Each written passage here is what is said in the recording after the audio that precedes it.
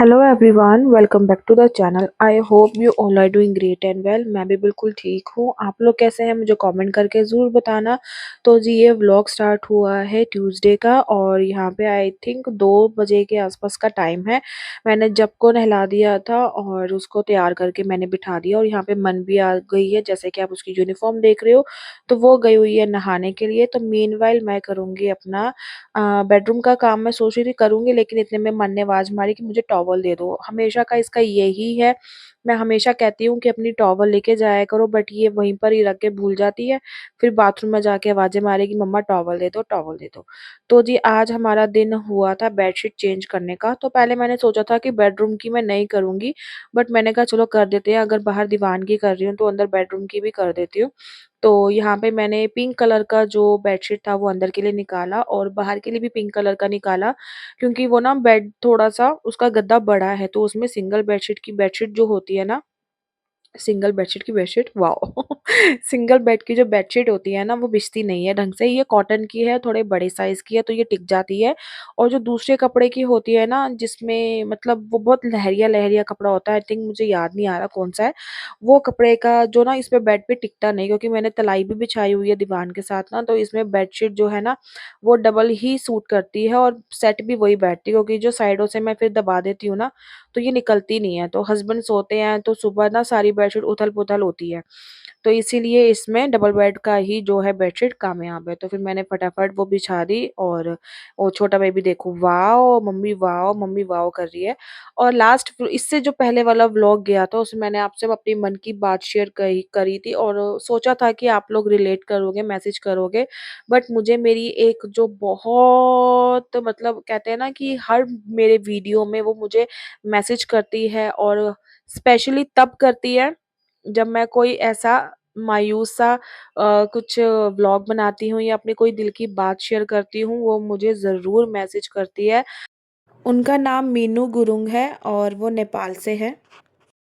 मैं उनका जो कमेंट है यहाँ पे आपके सामने शेयर कर दूँगी और मुझे इतना अच्छा लगता है ना कि वो हमेशा मेरे कमेंट पे मतलब हमेशा मेरी जो वीडियो होती है ना उस पे कमेंट करती है और रिलेट करती है। हमेशा मुझे बोलती है आप ऐसे मत करो, आप अपने बच्चे देखो, स्ट्रॉन्ग बनो, ये करो, वो करो, फाइटर हो आप, मॉम हो आप।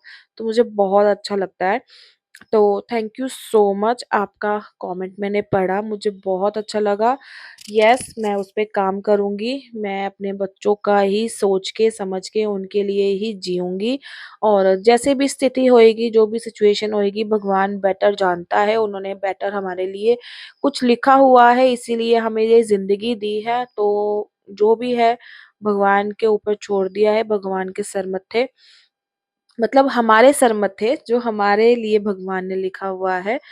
कुछ मेरे वर्ड्स में ऊपर-नीचे हो जाते हैं, मैं कई बार होपलेस हो जाती हूँ, तो उस चीज़ को अंडरस्टैंड करना जो भी है वर्ड्स ऊपर-नीचे हो जाते हैं, लेकिन फीलिंग्स मेरी पूरी वही है।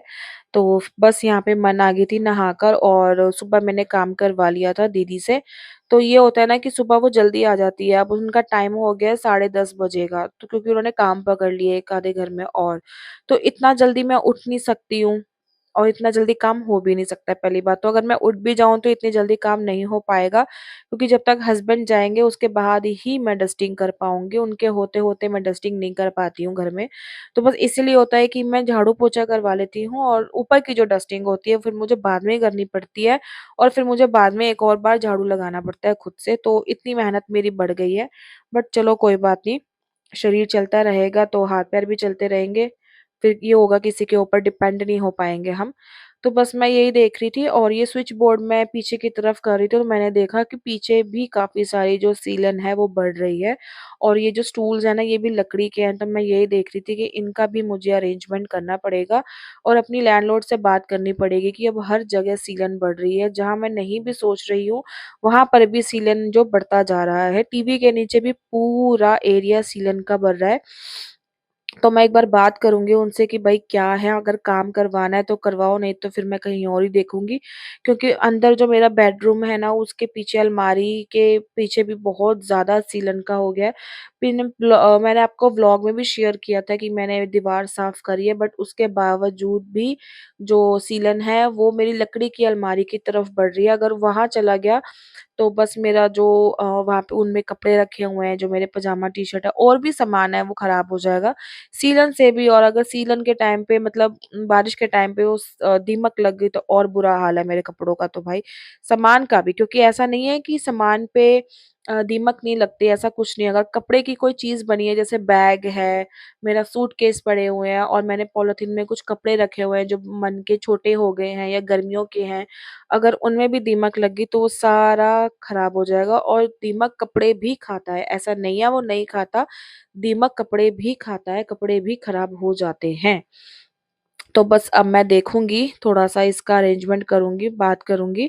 फिर उसके बाद ना डाइनिंग टेबल का जो कवर था ना, बहुत खराब हो रहा था, गंदा हो रहा था। जितना भी उसको साफ कर लो ना, वो साफ हो नहीं पा रहा था, तो इसलिए मैंने हटा दिया। मैंने कहा उसको मैं जब मशीन लगाऊँगी ना, उसको हैंड वॉश कर दूँगी हाथ से। और फिर मन कह रही मम्मी आप थोड़े दिन के लिए ना वो कवर हटा दो, और ये ना ऐसे अच्छा लग रहा है, हम ऐसे इसको करेंगे। मैंने कहा ऐसे तो अच्छा लग रहा है, लेकिन इसकी फिर देख-रेख बहुत है, क्योंकि शीशे का है और सामान अगर हल्का-सा भी ऊपर ज़ोर से फेंका तो क्रैक हो जाएगा और गंदगी भी बहुत ज़्यादा चिपकेगी। तो चलो बच्चे हैं, बच्चों को अच्छा लगता है इस तरीके से, तो मैंने कहा चलो ठीक है कोई बात नहीं, थोड़ा टाइम ऐसे ही रहने देते हैं। और ये जो पेपर था ना, ये जब जब के आँखों में लगी थी ना, हम तब हॉस्पिटल में गए थे, वो पेपर बना था, उसके बाद मैं ढूँढ रही थी और ये पेपर मुझे डाइनिंग टेबल के कपड़े के नीचे से मिला है। तो फिर मैंने कहा अभी थोड़ा-सा गीला हो गया था, आई थिंक, या मैंने पानी गिर गया था मन से तो वो गीला था, मैंने कहा हवा से सूख जाएगा, फिर इसको मैं सँभाल के अंदर रख दूँगी। मीनवाइल जो सोफ़े पे कपड़े पड़े थे वो मैंने उठा के रख दिए बेड पे, क्योंकि मैंने कहा इनको अगर मैं बेड पे रखूँगी ना आराम से, बेड पे मैं फिर बैठकर जोड़ दूँगी, नहीं तो ये फिर ऐसे के ऐसे ही पड़े रहेंगे। और अभी इतने कपड़े हो गए हैं, बाहर तार पे भी टंगे हुए हैं, और उसके अलावा भी जो मशीन है मेरी भर गई है, तो वो भी मुझे अब मशीन दोबारा लगाने हैं, क्योंकि कम कपड़े मैं धोऊँगी ना तो मेरे लिए सहूलियत है, नहीं तो फिर मुझे जोड़ने में आलस आता है।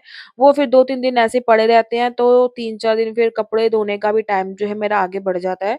तो फिर उसके बाद मैंने ये जो बाहर कपड़े थे वो भी मैंने सारे उतार के बाहर बेड पे ही अंदर रख दिए, और इतने सारे कपड़े हो गए थे ना, इतने सारे पहाड़ इतना बड़ा हो गया था, मुझे देख-देख के कुछ होए जा रहा था।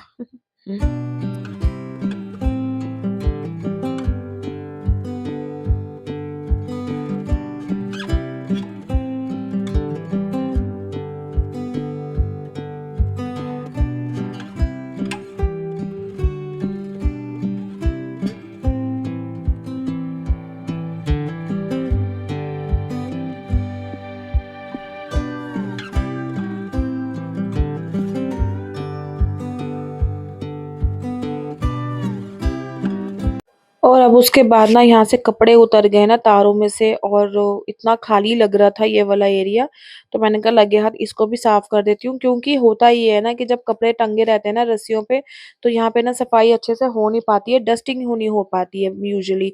तो ना दीदी इतना करती है, ना मैं ध्यान दे पाती हूँ, कई बार तो ये काम फिर मुझे ऊपर से ना खुद ही करके रखना पड़ता है। तो फिर मैंने कहा चलो कपड़े हटे हैं, और थोड़ी-सी जो हल्का-फुल्की जो डस्टिंग वगैरह होती है, सामान इधर-उधर करना ये सब, और कपड़े वगैरह हो गए थे, तो मैंने कहा चलो ये भी काम हो जाएगा। फिर इतने इस बार तो इतने कपड़े धुले थे, क्योंकि पंजाब से जब मैं आई थी, और कुछ कपड़े मैं धो गई थी और कुछ कपड़े पड़े हुए थे, तो इतने हो गए थे, कुछ दरवाज़ों में डालने पड़े, कुछ किधर कभी किधर, तो इस तरीके से ना काफ़ी ज़्यादा खलेरा पड़ गया था बाहर भी। और जो मशीन के ऊपर जो पर्पल वाला सूट है ना, वो मैं पंजाब में पहना था, इसको मैं हैंड वॉश करूँगी, तो मैंने कहा इसको मैं बाद में ही धोऊँगी।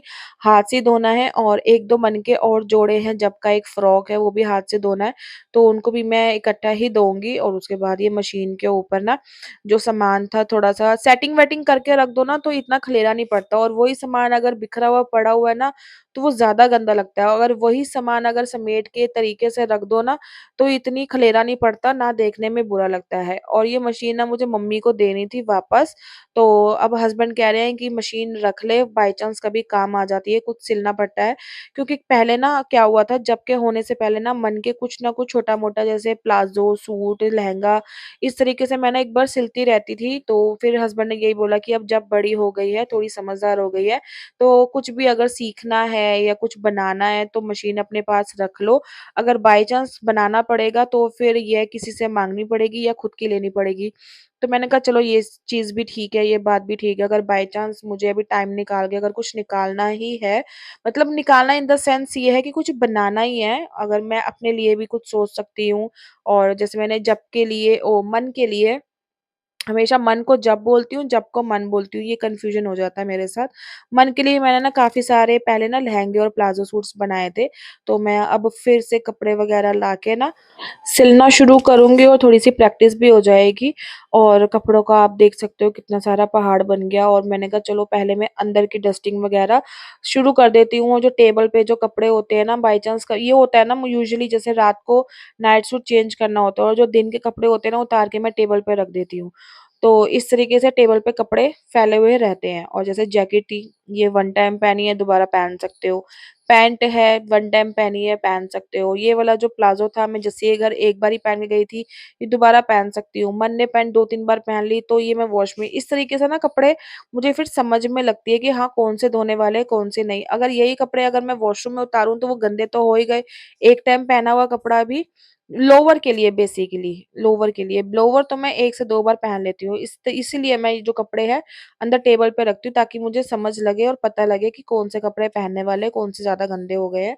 फिर उसके बाद मैंने कहा चलो पहले बेड खाली करती हूँ, बेड खाली करूँगी उसके बाद ही फिर मैं अपने कपड़े जोड़ने का जो है काम करूँगी। लेकिन ये काम करने के बाद ना मैंने आधा पौना घंटा रेस्ट किया था और इस बीच मैंने शायद बच्चों को खाना भी खिला दिया था और खाना-वाना खिला के थोड़ा-सा रेस्ट करके उसके बाद ही जो मैंने कपड़ों का जो है तह लगाने का काम शुरू किया था।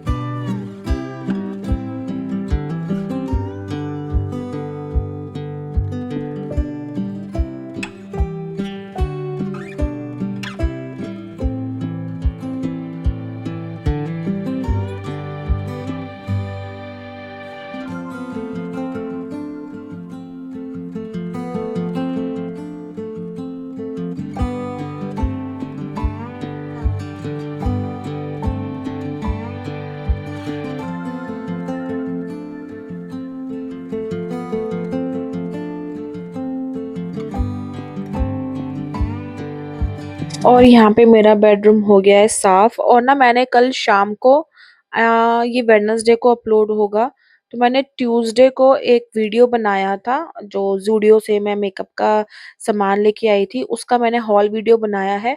लेकिन वो किसी कारणवश मैंने डिलीट कर दिया है क्योंकि उसमें कुछ प्रॉब्लम आ रही थी।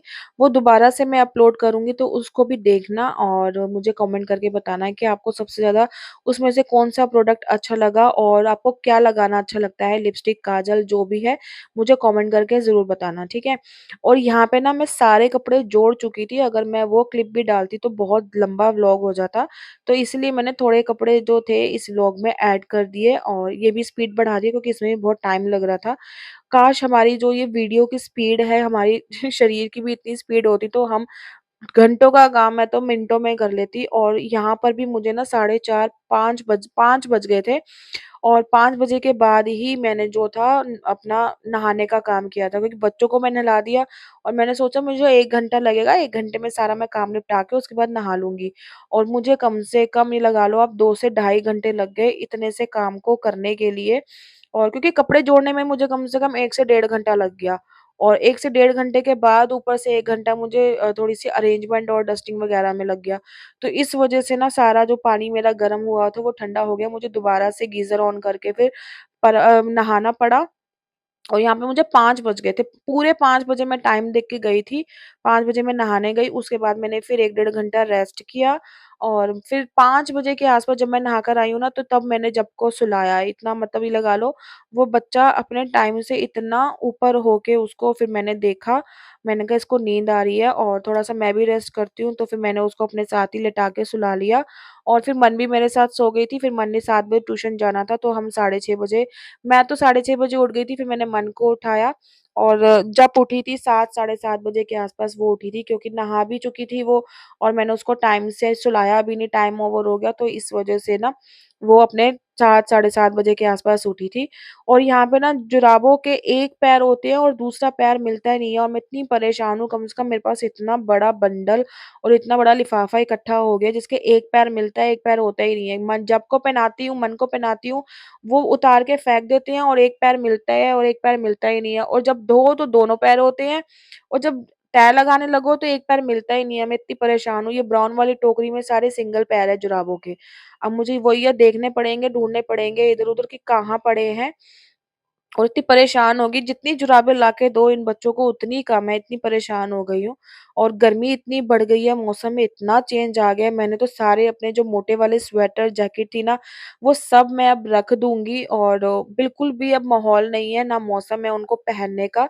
सिर्फ़ एक सिंगल जैकेट जो निकाल के रखूँगी, अगर बाय चांस ठंड लगी, नहीं तो आज ये दू दूसरा दिन है, मैंने स्वेटर ही नहीं पहना है। और रात को हम पंखा चला के भी सो रहे हैं, इतनी गर्मी लगती है, बहुत ज़्यादा गर्मी लगती है। और मैं तो अपने कंबल में से कवर भी हटा दूँगी, उसको धो-धा के रख दूँगी अंदर। और बहुत ज़्यादा मौसम में चेंज आ गया, अब तो बहुत ज़्यादा, अब ऐसा लग रहा है कि गर्मियाँ भी जल्दी आ जाएँगी, नहीं तो ये लग रहा था कि मार्च के एंड तक थोड़ी-सी सर्दी रहेगी, बट मुझे नहीं लगता कि मार्च तक भी गर्म जो है सर्दियाँ टिकेगी, जल्दी ही गर्मियाँ आ जाएँगी। और जितना हो हाइप बनाई हुई थी कि हाँ, सर्दी ज़्यादा पड़ेगी, उस हिसाब से इतनी ठंड पड़ी नहीं है।